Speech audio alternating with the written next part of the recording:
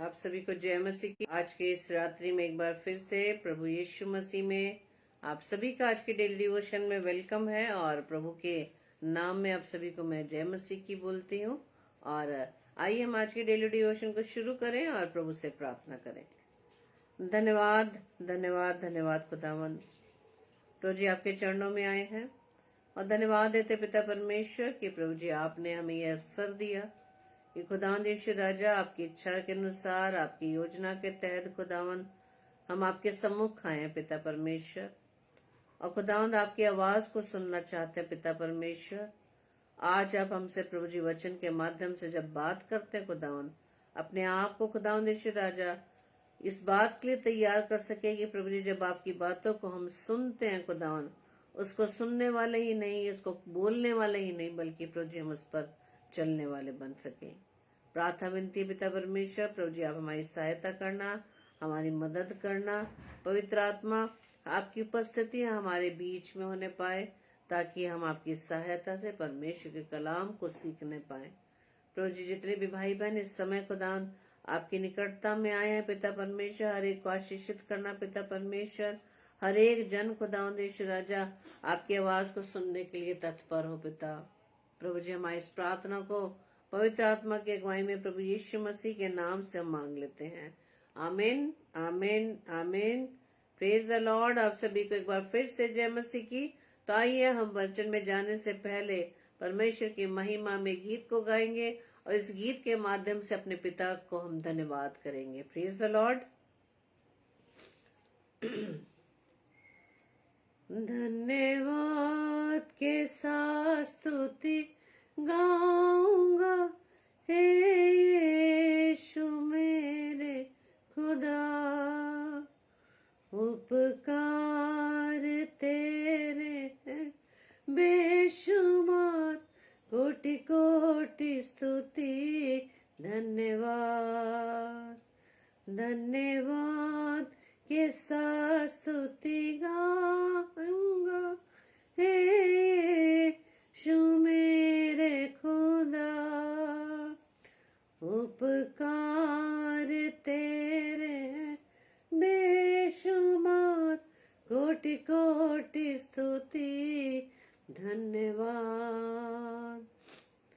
योग्यता से बढ़ के दिया है अपनी दया से तूने मुझे, योग्यता से बढ़ के दिया है अपनी दया से तूने मुझे,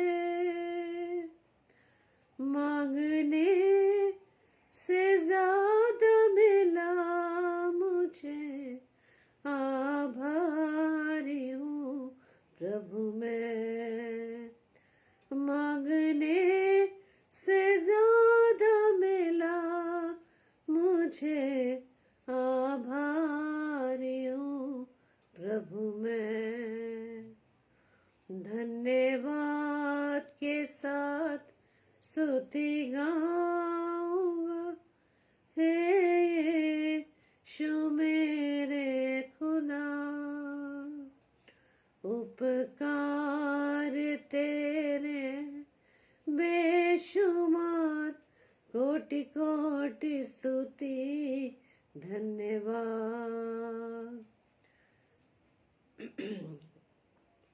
तू है सच्चा जिंदा खुदा, है तुझ पर ही भरोसा मेरा।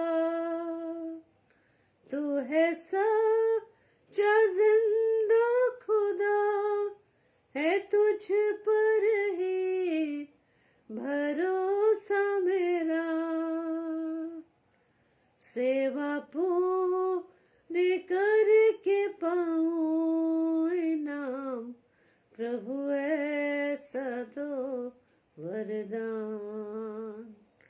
सेवा पूरी करके पाऊं इनाम, प्रभु ऐसा दो वरदान।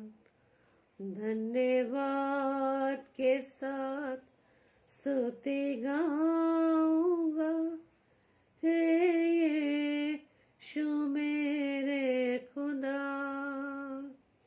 उपकार तेरे हैं बेशुमार, कोटि कोटि स्तुति धन्यवाद। धन्यवाद के साथ स्तुति गाऊंगा, हे यीशु मेरे खुदा। उपकार तेरे बेशुमार, कोटि कोटि स्तुति धन्यवाद। कोटि कोटि स्तुति धन्यवाद। कोटि कोटि स्तुति धन्यवाद। Praise the Lord. आप सभी को फिर से जय मसीह की। और आइए हम थोड़ी देर वचन में चलेंगे। और आज का वचन जो कि पाया जाता है लूका रचित सुसमाचार उसका 16वां अध्याय और उसका 29 पद। लूका रचित सुसमाचार अध्याय 16 और उसका 29 पद, जिसमें इस प्रकार से लिखा है, इब्राहिम ने उससे कहा, उनके पास तो मूसा और भविष्यद्वक्ताओं की पुस्तकें हैं, वे उनकी सुने। अब्राहम ने उससे कहा, उनके पास तो मूसा और भविष्यद्वक्ताओं की पुस्तकें हैं, वे इनकी सुने। और इस वचन के द्वारा आप जान गए होंगे कि ये वचन ये कहाँ से लिया गया है और ये वचन किस समय का है, जब ये अब्राहम ने किस से कहा और कौन सुने। कौन? मूसा और भविष्यद्वक्ताओं की पुस्तकें जो दी गई हैं उसकी सुने। आपने एक धनवान और उस लाजर नाम के कंगाल के विषय में सुना है कि किस प्रकार से उस लाजर जो कंगाल था और घावों से भरा था, उसके जख्म थे और उसे रोज उस धनी व्यक्ति के दरवाजे पर रोज छोड़कर चले जाते थे ताकि उसको खाने को कुछ मिले। और वो चाहता था, वो जो लाजर व्यक्ति था जो घावों से भरा हुआ था, जो कंगाल व्यक्ति था, वो चाहता था कि मैं उसके डेवड़ी पर, उसके दरवाजे पर पड़े रहकर वो जो भोजन की जूठन वो देता था, उसके द्वारा वो अपने पेट को भरे। और यहाँ पर लिखा है कि उसके घावों को कुत्ते तक आकर चाटते थे। और उसके बाद लिखा है कि वो कंगाल भी मर गया और वो धनवान व्यक्ति भी मर गया। और वो धनवान व्यक्ति ने अपने आप को उस अधोलोक की पीड़ा में पाया और उसने आंखें उठा के क्या देखा कि वो कंगाल व्यक्ति, वो घावों से भरा हुआ व्यक्ति, उसने लाजर को अब्राहम की गोद में पाया। और यहाँ पर जो वचन दिया गया है वो ये लिखा गया यहाँ पर कि जब इब्राहिम ने उसको कहता है कि हे पुत्र स्मरण कर, जब वो इब्राहिम से अपने पर दया करने के लिए कहता है और कहता है कि लाजर को यहाँ पर भेज दे ताकि अपनी उंगली का सिरा पानी में भिगोकर मेरी जीभ को क्या कर दे, ठंडी कर दे, क्योंकि मैं इस ज्वाला में, इस गरम में, इस धधकती आग में मैं क्या कर रहा हूँ, तड़प रहा हूँ। तब यहाँ पर अब्राहम कहते हैं कि हे पुत्र तू स्मरण कर, तू याद कर कि तू अपने जीवन में अच्छी वस्तुएं ले चुका है, वैसी लाजर को बुरी वस्तुएं मिली है, लेकिन अब वो शांति पा रहा है और तू तड़प रहा है। इसलिए इस मेरे और आपके बीच में, या अब्राहम और लाजर के बीच में एक बहुत बड़ा गड्ढा है जो ना तो यहाँ से उस पार वहां जा सकता है और ना कोई वहां से इस पार आ सकता है। इसके बाद वो धनवान व्यक्ति जो अधलोक में पड़ा हुआ तड़प रहा था, इब्राहिम से विनती करता है, गुजारिश करता है कि तू उसे मेरे पिता के घर भेज दे। अब उसे, उस धनी व्यक्ति को अपने उन परिवार की चिंता होने लगती है कि मेरे और 5 भाई हैं, मेरे पिता के घर में इसे भेज दे ताकि वो सारी ये बातों को बताए। इस बात की गवाही दे। तब इब्राहिम ने ये वचन कहा कि उनके पास तो मूसा और भविष्यद्वक्ताओं की पुस्तकें हैं, वो उनकी सुने। आज हम इस वचन पर हम मनन करेंगे कि हमें किसकी सुननी है। हमें जो परमेश्वर का कलाम, ये जीवित कलाम दिया गया है, परमेश्वर के इसको कलाम को हमें क्या करना है, सुनना है। और सुनेंगे कब, जब हम इसे पढ़ेंगे। सुनने का मतलब, अब तो हम ये बात जब हमारे विचार में आती है कि बाइबल यानी पवित्र कलाम तो लिखा गया है, इसे तो हम पढ़ते हैं, तो यह सुनने की बात क्या है। क्योंकि परमेश्वर का वचन क्या है, देहधारी यानी प्रभु यीशु मसीह स्वयं वचन के द्वारा हमसे बात करते हैं। और जब हम वचन को पढ़ते हैं, इसका मतलब हम प्रभु की बातों को सुनते हैं। यहाँ पर जब अब्राहम ने उस धनी व्यक्ति से कहा कि उनके पास तो मूसा और भविष्यद्वक्ताओं की पुस्तकें हैं, वो उनकी सुने। उसने कहा, नहीं है पिता अब्राहम, पर यदि कोई मरे हुए में से उनके पास जाए तो वो मन फिराएंगे। यानी कि जब कोई मरे हुए में से कोई नीचे जमीन पर जाए, पृथ्वी पर जाए और मेरे परिवार के लोगों को बताए, तब जाकर वो यकीन कर पाएंगे कि हाँ, यहाँ पर स्वर्ग और नरक हैं, वहां पर वो किस हालात में है। लेकिन इसके बाद अब्राहम का उत्तर आता है कि जब वो मूसा और भविष्यद्वक्ताओं की नहीं सुनते, तो यदि मरे हुए में से कोई भी जी उठे तो उसकी वो नहीं मानेंगे। इसलिए परमेश्वर का कलाम हमें इसलिए दिया गया मेरे प्रियो, कि इसे हम पढ़े। परमेश्वर का कलाम परमेश्वर की आत्मा यानी परमेश्वर की आत्मा उस प्रेरणा से लिखा गया, ताकि ये इसलिए लिखा गया ताकि हम इसको पढ़कर परमेश्वर की बातों को हम सुने कि आज परमेश्वर हमसे क्या कह रहा है। रोज परमेश्वर कलाम के माध्यम से मुझसे व आपसे बात करता है, और हम कितनी सुनते हैं। आज ये जो वचन दिया गया है अब्राहम और लाजर के जीवन को लेकर, उस धनी व्यक्ति और लाजर के जीवन को लेकर, कि किस प्रकार से वो धनी व्यक्ति जिसने जमीन पर रहकर जितनी उसने जिंदगी गुजारी, बड़ी ऐशो आराम में गुजारी, उसे किसी प्रकार का भी कोई कष्ट नहीं हुआ, उसे किसी प्रकार का की परेशानी नहीं उठानी पड़ी। वो बड़े आराम से अपनी अनेक सुविधाओं में रहकर उसने अपने जीवन को गुजारा। और दूसरी तरफ हम उस कंगाल, उस निर्धन, उस लाजर को जो घावों से भरा हुआ था, उसके जीवन को भी हमने देखा कि रोज उसे अपना पेट भरने के लिए उस धनी व्यक्ति के दरवाजे पर जाना पड़ता था, जहां उसे लोग छोड़ देते थे ताकि वह उस झूठन से अपने पेट को भरे। लेकिन आज हम इनके जीवन से हम क्या सीख रहे हैं? हम भी तो रोज वचन पढ़ते हैं, हमें भी तो परमेश्वर वचन के माध्यम से रोज नई बातों से हमें चिताता है, हमें वार्न करता है, हमें समझाता है। हम परमेश्वर के प्रेम को भी नहीं समझ पा रहे। आज हम कितनी बातों को जानते हैं, कितने वचन को हम जानते हैं। ये वचन क्यों लिखा गया, ये परमेश्वर का कलाम क्यों लिखा गया? ताकि हम अपने जीवन को इसके अनुसार बना सकें। परमेश्वर जैसा चाहता है, परमेश्वर वचन के द्वारा रोज जब हमसे बात करता है, हम उस वचन को सुनकर उस पर चलने वाले बन सके। सिर्फ वचन पढ़ना ही एक साधारण काफी नहीं है कि हाँ, हमने बाइबल पढ़ ली, लेकिन उस पर हम मनन कितना करते हैं, उस पर कितने हम चलने की कोशिश करते हैं। परमेश्वर का वचन बताता है कि यहोवा की पुस्तक से ढूंढ कर पढ़ो, इनमें से एक भी बात बिना पूरा हुए नहीं रहेगी।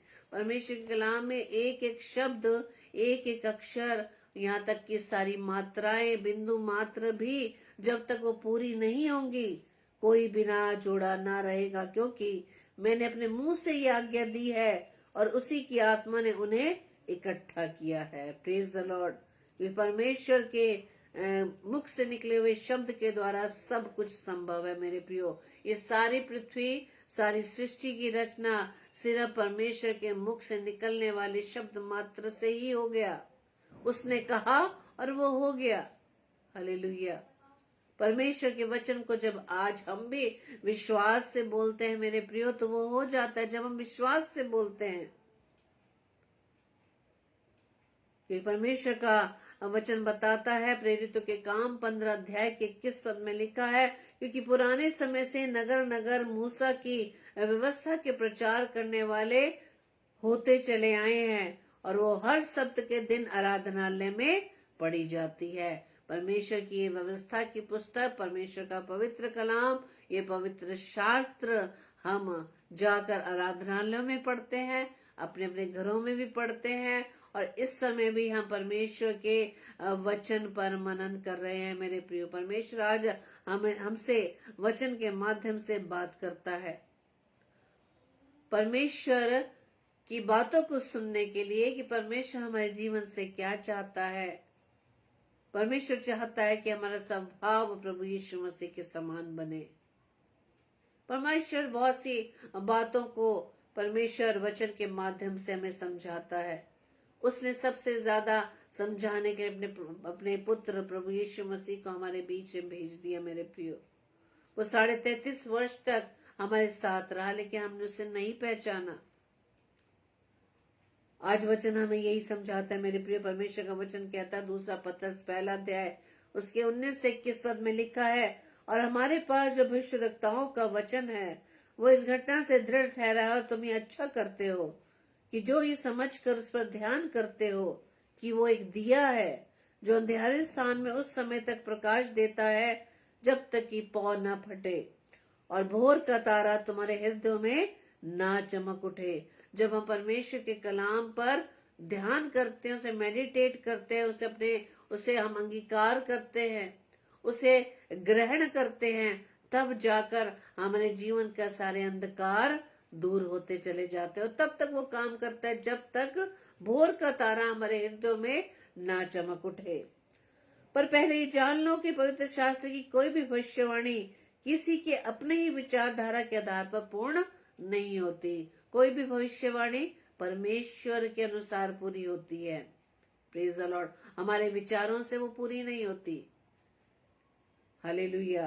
क्योंकि कोई भी भविष्यवाणी मनुष्य की इच्छा से कभी नहीं हुई, पर भक्त जन पवित्र आत्मा के द्वारा उभारे जाकर परमेश्वर की ओर से बोलते थे। आज भी बहुत से भविष्यद्वक्ता हमारे बीच में हैं और हम उनकी भविष्यवाणियों को सुनते हैं। लेकिन कई भविष्यवाणियां जो हम सुनते हैं वो मनुष्यों के विचारधारा के अनुसार होती है। लेकिन परमेश्वर का वचन क्या बताता है कि जो भविष्यवाणी होती है वो मनुष्य की इच्छा से नहीं होती है, न कभी हुई। लेकिन भक्तजन पवित्र आत्मा जब उनकी अगुवाई करता है, पवित्र आत्मा के उभारे जाने पर उनके द्वारा भविष्यवाणी की जाती है कि अब मनुष्य की विचारधारा के अनुसार नहीं, पवित्र आत्मा के द्वारा उभारे जाने पर ही भविष्यवाणी होती है। बहुत सी बातें परमेश्वर का कलाम आज हमें सिखाता है। मेरे प्रियो, परमेश्वर का वचन कहता है कि ये जो वचन हम दिन रात पढ़ते हैं, वचन पर मनन करते हैं, परमेश्वर का वचन कहता है कि बालकपन से ये पवित्र शास्त्र तेरा जाना हुआ है। हम सब में से बहुत से भाई बहन ऐसे हैं जिन्होंने मसीह परिवार में जन्म लिया, और जिन परिवारों में परमेश्वर के कलाम को पढ़ा जाता है, सुना जाता है, उन्होंने होश संभालते ही उनके कानों में परमेश्वर का वचन सुनाई दिया। और वचन में क्या बताता है कि बालकपन से पवित्र शास्त्र तेरा जाना हुआ है, जो तुझे मसीह पर विश्वास करने से उद्धार प्राप्त करने के लिए क्या करता है, बुद्धिमान बना सकता है। सिर्फ पवित्र शास्त्र का कलाम ही है जो हमें परमेश्वर पर विश्वास करना सिखाता है, क्योंकि विश्वास सुनने से और सुनना मसीह के वचन से होता है। हम जितना परमेश्वर के वचन को पढ़ेंगे, परमेश्वर की संगति में बैठेंगे, परमेश्वर की बातों को हम सुनेंगे, वचन के माध्यम से हमारा विश्वास उतना ही बढ़ता चला जाएगा। और विश्वास, ऐसा विश्वास नहीं सिर्फ हम मुख से विश्वास की बातें बोले, विश्वास वो विश्वास जो हमारा विश्वास कोई भी सिचुएशन में आकर हमारा विश्वास नहीं डगमगाता, हमारा स्वभाव नहीं चेंज हो पाता। विश्वास वो चीज है जो हमारे किसी भी सिचुएशन, कोई भी विपरीत हालात हमारे सामने आ जाए, कोई भी ऐसी परेशानियां आ जाए, सब तरफ से रास्ते बंद हो जाएं, लेकिन तब भी हमारे विश्वास में किसी प्रकार से कमी नहीं हो पाएगी। यहाँ तक कि कोई भी विचार हमारे विश्वास को कमजोर नहीं कर पाएगा। और जब हम अपने जीवन में ये अनुभव से सोचें कि जब हम किसी बात पर विश्वास करने लगते हैं और उसके बाद ही ऐसी परिस्थितियां आती हैं जो कोई है जो हमारे विश्वास को कमजोर बनाने में लगा रहता है, हमारे मन में विचार आने लगता है कि अरे हम बिल्कुल सही सीधे राह पर चल रहे हैं, परमेश्वर की उपस्थिति में चलते हैं, परमेश्वर की संगति में चलते हैं, लेकिन लोग आज हमारे खिलाफ क्यों हैं? लोग हमारे जीवन से क्यों कतराते हैं या हमारे जीवन पर क्यों पॉइंट आउट करते हैं? बहुत सी ऐसी परेशानियां, बहुत सी परिस्थितियां आ जाती हैं, जबकि परमेश्वर ने हमें जिस स्थान पर रखा है अपनी सेवाएं देने के लिए, हमारी सेवा जब हम अपनी ईमानदारी से करते हैं, उसके बाद भी बहुत से ऐसे लोग खड़े हो जाते हैं जो हमारे विरोध में होते हैं। लेकिन परमेश्वर हमें वचन से सिखाता है कि कैसी भी परिस्थितियां हो, यदि हम परमेश्वर पर विश्वास करते हैं तो हमारा विश्वास, तो हमारा भरोसा जो हम अपने पिता पर करते हैं, 1% भी किसी प्रकार से ना डगमगाने पाएगा, बल्कि हमारा विश्वास परमेश्वर में दिन प्रतिदिन और भी मजबूती से दृढ़ होता चला जाएगा। Praise the Lord. कि परमेश्वर का वचन आगे बताता है कि मसीह पर विश्वास करने से उद्धार प्राप्त करने के लिए परमेश्वर का कलाम हमें क्या बनाता है? बुद्धिमान बनाता है। हर एक पवित्र शास्त्र परमेश्वर की प्रेरणा से रचा गया है। जितने भी इसके लेखक हैं, उन्होंने अपने विचार से नहीं लिखा, परमेश्वर की प्रेरणा से रचा गया है। और उपदेश और समझाने और सुधारने और धर्म की शिक्षा के लिए क्या है? ये लाभदायक है, ताकि परमेश्वर का जन क्या बने? सिद्ध बने। परमेश्वर चाहता है परमेश्वर के जन जो कलाम को पढ़ते हैं, विश्वास के साथ पढ़ते हैं, वो क्या हो जाएं? सिद्ध बने और हर एक भले काम करने के लिए हमेशा तत्पर रहे, तैयार रहे। क्योंकि बाइबल बताती है कि परमेश्वर ने मुझे व आपको इसलिए रचा है, मेरी व आपकी रचना इसलिए की गई है ताकि परमेश्वर ने जो भले काम करने के लिए ठहराए गए हैं वो हम लोग मिलकर कर सकें। इसलिए परमेश्वर का वचन क्या बताता है कि जब हम कलाम को पढ़ते हैं, जब परमेश्वर के वचन को पढ़ते हैं, तो हम क्या हो जाए? उद्धार प्राप्त करने के लिए सबसे पहले क्या हो जाए? बुद्धिमान बन जाए। और जब ये परमेश्वर के कलाम को हम अधिकाई से पढ़ते हैं तो ये धर्म की शिक्षा के लिए हमारे लिए क्या है? लाभदायक है, ताकि परमेश्वर का जन, परमेश्वर के जन कौन होते हैं? जो परमेश्वर की उपस्थिति में रहते हैं, जो परमेश्वर की व्यवस्था पर दिन रात ध्यान देते हैं, जो अपनी दृष्टि परमेश्वर की तरफ लगाए रखते हैं। परमेश्वर का वचन क्या कहता है? ताकि परमेश्वर का जन सिद्ध बने। सिद्ध वही बन पाएगा जो परमेश्वर के कलाम को पढ़ पाएंगे। लेकिन क्या हम सिद्ध बन पाते हैं जब हम परमेश्वर के कलाम को रोज पढ़ते हैं? नहीं। सिद्ध तो केवल एक ही है, वो है प्रभु यीशु मसीह। मैं और आप तो रोजाना अपने जीवन में कोई ना कोई गलती करते हैं, लेकिन मेरे प्रिय परमेश्वर हमें संभालता है। यदि हम अपने विचारों से, यदि अपने विश्वास की कमजोरी से, अपने विश्वास में गिर जाते हैं, परमेश्वर की सामर्थ के द्वारा हमें फिर से खड़े होने की जरूरत है, क्योंकि परमेश्वर हमें बार बार संभालता है। मेरे प्रियो, परमेश्वर का जन सिद्ध बने इस कलाम को पढ़कर, और हर एक भले काम करने के लिए हम हमेशा तत्पर रहें, तैयार रहें। सिर्फ इसीलिए नहीं कि मैं वो भले काम सिर्फ अपने लिए, अपने परिवार के लिए करूं, नहीं। परमेश्वर ने मुझे व आपको भले काम दूसरों के लिए भी करने के लिए तैयार किया है। Praise the Lord. परमेश्वर का वचन हमें बताता है यशायाह की पुस्तक 8 अध्याय के 20 पद में कि व्यवस्था और चितौनियों ही की चर्चा किया करो।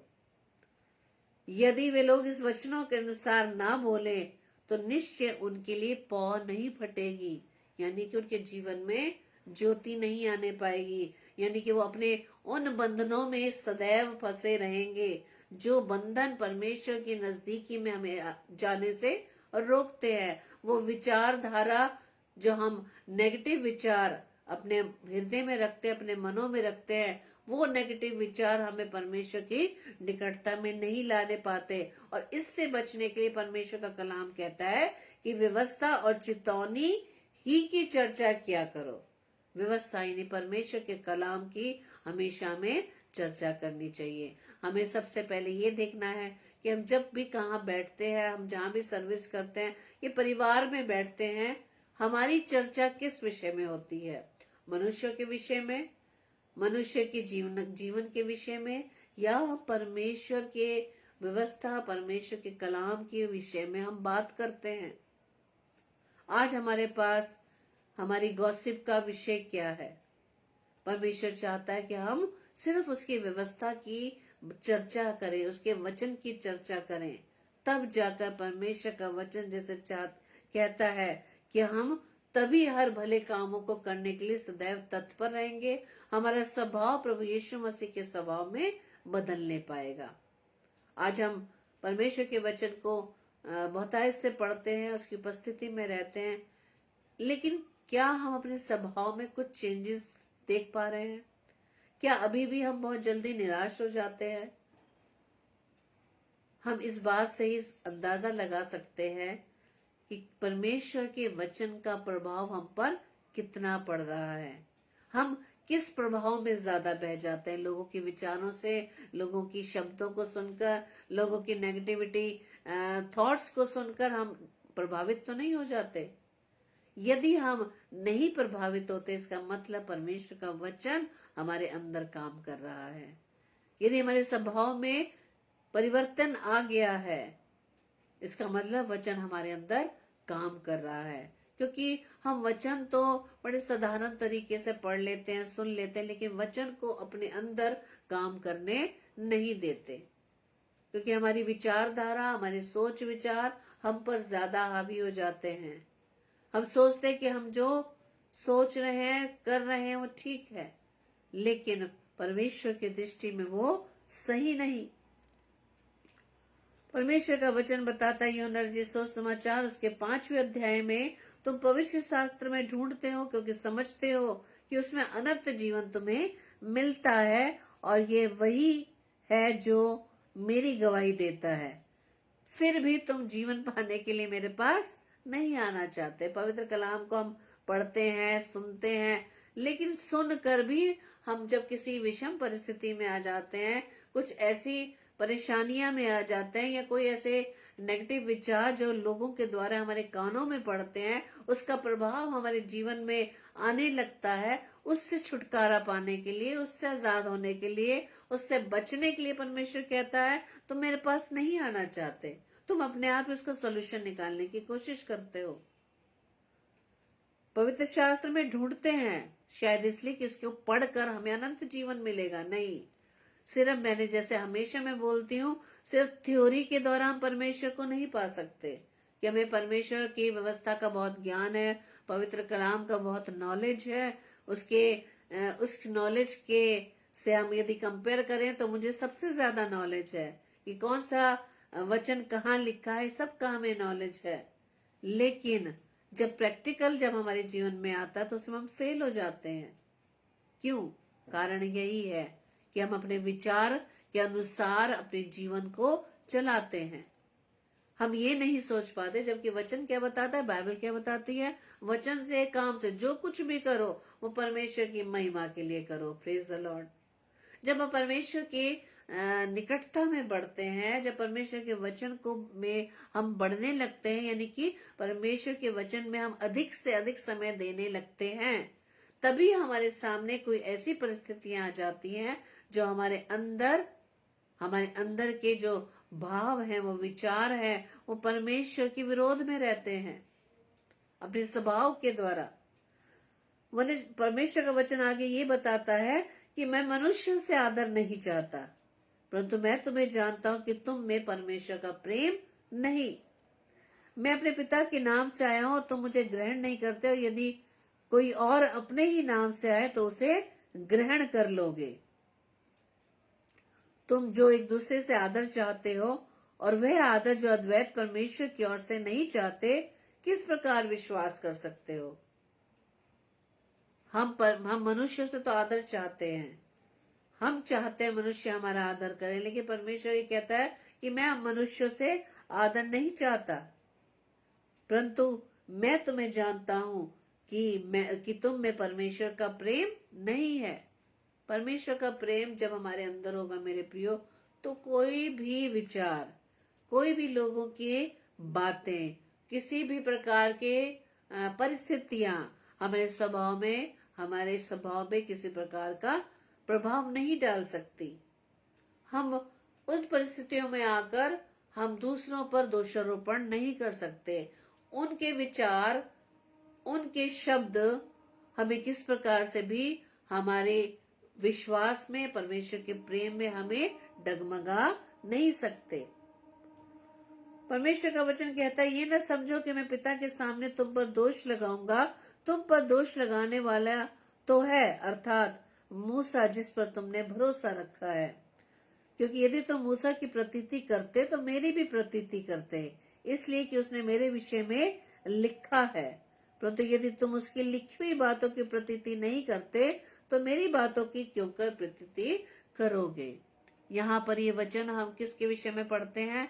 जब हम प्रभु यीशु मसीह, जब वो 3.5 वर्ष की सेवा काल में जब उन्होंने कामों को किया, परमेश्वर के राज्य का सुसमाचार समाचार सुनाया, संदेश दिया, वहां पर हमेशा हम देखते थे कि फरीसी सदूकी सदैव प्रभु यीशु मसीह के पीछे पीछे रहते थे कि कब उसके मुंह से कुछ गलत बात निकले, उसको पकड़ लें।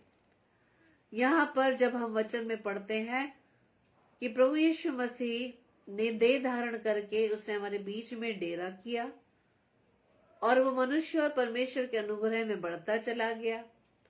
वो ज्योति था, वो जगत में था, जगत उसके द्वारा उत्पन्न हुआ, लेकिन जगत ने उसे ग्रहण नहीं किया।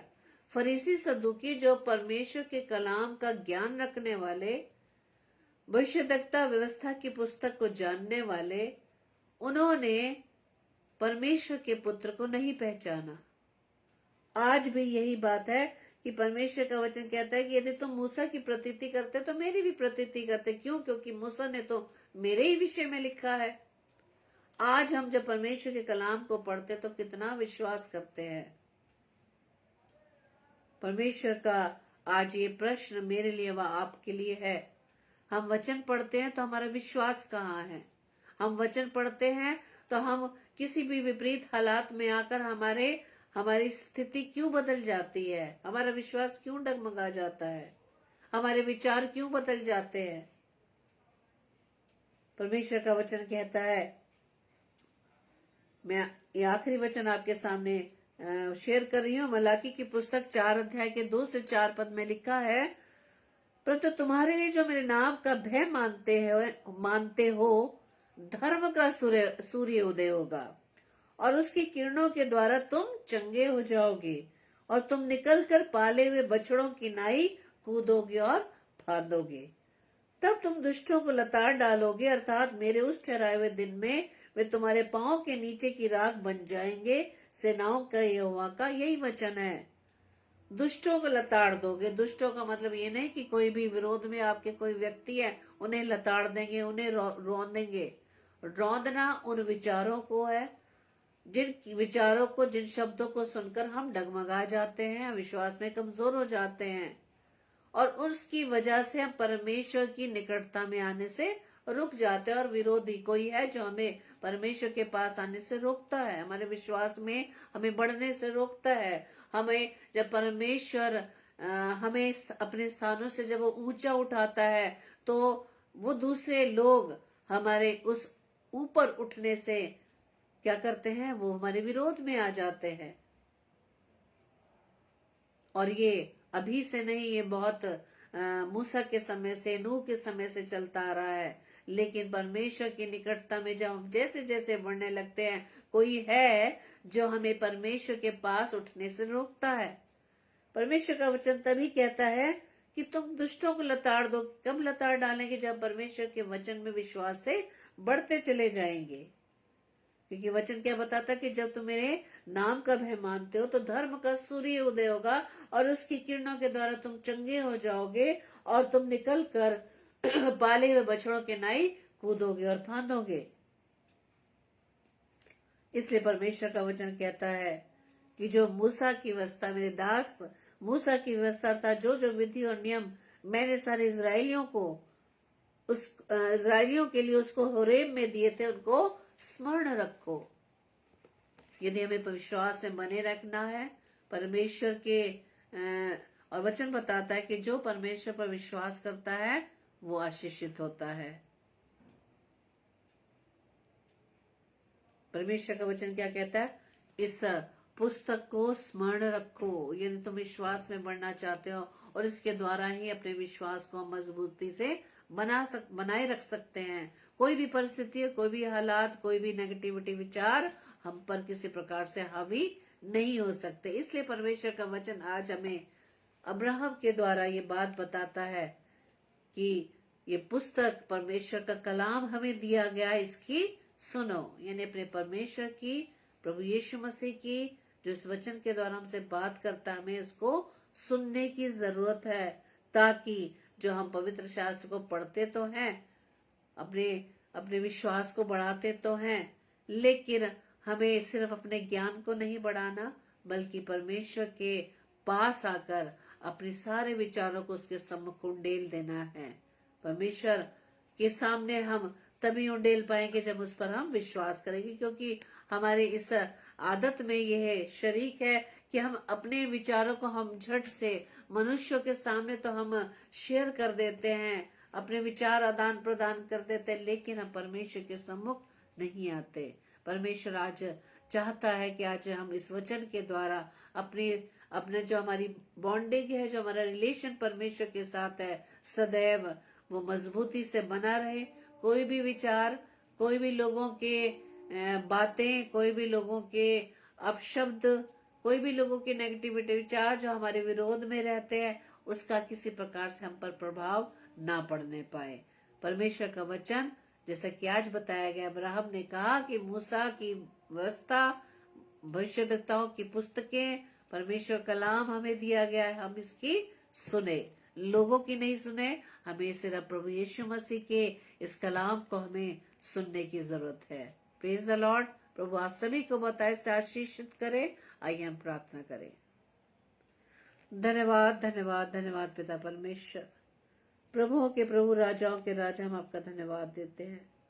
धन्यवाद देते पिता परमेश्वर के प्रभु जी, आपने अब तक हमें संभाला, जिंदों की दुनिया में जिंदा रखा। जैसा कि प्रभु जी कलाम बताता है कि हम क्रोध में, धुई में और सुनने के लिए तत्पर हों। और प्रभु जी, जैसा कि आप वचन में हमें सिखाते हैं कि मेरी भेड़ें मेरे शब्द को सुनती हैं। खुदावंद यीशु राजा, हम आपके शब्द को सुनने वाले बने, और जब आपके शब्दों को सुने तो हमारे मन कठोर ना हो।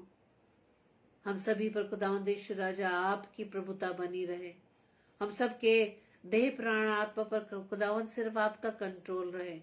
जैसा आप चाहते खुदावंद हमारे जीवन में होने पाए। प्रभु खुदावंद यीशु मसीह, हम आपको अपने जीवन में खुदावंद इनवाइट करते हैं। प्रभु यीशु राजा, हमारे हृदय में खुदावंद यीशु राजा आप रहने पाए। पिता, संसार की हर चीजें, दुनियावी बातें खुदावंद यीशु राजा, उन सभी को खुदावंद यीशु राजा प्रभु जी हम अपने इस मन से निकालते हैं। पिता, प्रार्थना विनती करते पिता परमेश्वर, आज का वचन खुदावंद हमारे जीवन में फलवंत होने पाए। हम सिर्फ कलाम को पढ़ने वाले ही नहीं, बल्कि प्रभु जी उस कलाम को, आपकी आवाज सुनकर उसे ग्रहण कर सके, उसके अनुसार चल सके खुदावंद, क्योंकि आप हमसे रोज बात करते हैं, रोज वचन के द्वारा हमें समझाते हैं कि किस प्रकार से अपने जीवन को हमें बनाना है। प्रभु जी प्रार्थना विनती करते खुदावंद, जितने भाई बहन खुदावंद इस समय आपकी उपस्थिति में, हर एक को आशीषित करना, हर एक परिवार जनों को प्रभु जी मैं आपके हाथों में सौंपती हूँ। हर एक को नाम बनाम प्रभु जी आप आशीषित करना। खुदावंद आज का वचन प्रभु जी हर एक के जीवन में फलवंत होने पाए, और खुदावंद हर एक के मनों के विचारों को प्रभु जी आप जानते हैं, मन के हालात खुदावंद आप जानते हैं। प्रभु जी हर एक की प्रार्थना को, हर एक की निवेदन विनतियों को प्रभु जी आप स्वीकार करें पिता परमेश्वर, और हर एक को प्रभु जी इतनी आशीष देना खुदावंद कि जो पिता परमेश्वर आपने हमें आज्ञाएं दी है खुदावन, उसे प्रभु जी अपने जीवन में हम अप्लाई कर सके। प्रभु जी प्रार्थना विनती करते खुदावन, आप सदैव हमारे साथ रहना खुदावन। जब आप हमारे जीवन में है खुदावन तो सब कुछ संभव है पिता परमेश्वर। आपके बिना खुदावन ईश्वर हम बिल्कुल जीरो हैं पिता।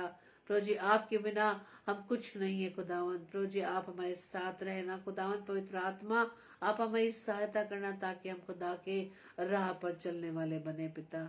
प्रार्थना विनती करते खुदावन, आज की रात में पहली मीठी नींद दीजिएगा, सुबह का प्रकाश दिखाइएगा, ताकि एक बार फिर से खुदावन अपने जीवन के द्वारा खुदावन आपके नाम की महिमा कर सके।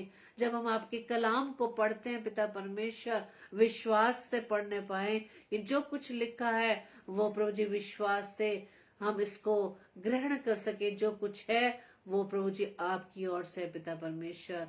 और खुदावन जब ये विश्वास है हम आपके कलाम को पढ़ते हैं, ये कलाम खुदावन हमारे जीवन में नजर आ सके। प्रभु जी हमारी इस प्रार्थना को पवित्र आत्मा की अगुवाई में प्रभु यीशु मसीह के नाम से मांग लेते हैं। आमीन आमीन आमीन। जय मसीह की। प्रभु आप सभी को बताए से आशीषित करे। और कल के लिए सूचना इस प्रकार से है, कल मंडे है, सोमवार है। कल हमारी सिस्टर रीटा शर्मा जो 6 से 7 बजे परमेश्वर कलाम को हमारे बीच में बांटेंगी। अपनी इस बहन को अपने प्रार्थनाओं में याद रखें ताकि प्रभु बहुतायत से उन्हें अपने लिए खर्च करें और उनके द्वारा जो वचन शेयर किया जाता है उसके द्वारा हम सभी आशीषित होने पाए। और आप सभी को भी प्रभु बहुतायत से आशीषित करे, आपके परिवारजनों को बहुतायत से आशीषित करे। और जबकि हम बड़े दिन की तैयारी में हैं, इस वर्ष 2023 का बड़ा दिन सिर्फ हम प्रभु यीशु मसीह की चरनी तक सीमित ना रहे, उस चरनी के द्वारा हम लोगों को ये संदेश दें कि प्रभु ने किस लिए हम इस पृथ्वी पर हमारे लिए उसने जन्म लिया, ताकि वो मेरे लिए, वो आपके लिए, इस पूरी मानव जाति के लिए इस क्रूस पर बलिदान होकर हमें पापों से छुड़ा सके। उस संदेश को देने के लिए हम सभी तैयार रहे। Praise the Lord. और एक दूसरे को हम अपनी प्रार्थनाओं में उठाए रखें ताकि हम परमेश्वर के कलाम को दिन प्रतिदिन और भी हम उसमें गहराई से बढ़ने पाए। Praise the Lord. जय मसीह की।